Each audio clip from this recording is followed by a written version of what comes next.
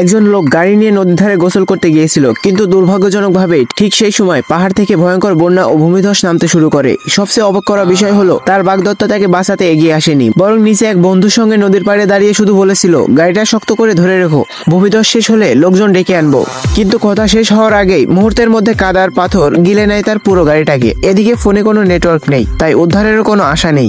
এরপর ঘটলো আরেক ভয়ঙ্কর কাণ্ড। গাড়ির সামনে থাকা কাঁচে ফাটল ধরতে থাকে, আর এটা যদি ভেঙে যায় তাহলে সে জীবন্ত কবর হয়ে যাবে। সে দ্রুত টেপ দিয়ে ফাটল আটকায়, তারপর ছাতার হাতল ঠেকিয়ে কোন রকমে চাপ সামলায়। হঠাৎ দেখে ফোনের ব্যাটারি মাত্র 30% চার্জ। তখন সে পরিকল্পনা করে ফোন কম ইউজ করবে, যাতে সিগন্যাল না আসা পর্যন্ত ফোন কোনো রকমে বন্ধ না হয়ে যায়। এদিকে তৃষ্ণায় তার গলা শুকিয়ে কাঠ হয়ে গেছে। তখন গাড়িতে খুঁজে পেল মাত্র 1 বোতল পানি। চরম তৃষ্ণায় আধা বোতল খেয়ে বাকিটা রেখে দিল। কিছু শক্তি ফিরে পেয়ে সে চিৎকার করে সাহায্য চায়, কিন্তু কেউ শুনে না তার কথা, বরং অক্সিজেনের অভাবে সে আবার অজ্ঞান হয়ে যায়। আর রাতে জেগে উঠে বাকি অর্ধেক পানিও খেয়ে ফেলে। এখন সে সম্পূর্ণ পানিহীন। গাইস, তোমাদের কি মনে হয় লোকটাকে বেঁচে ফিরতে পারবে নাকি এখানেই মরে যাবে?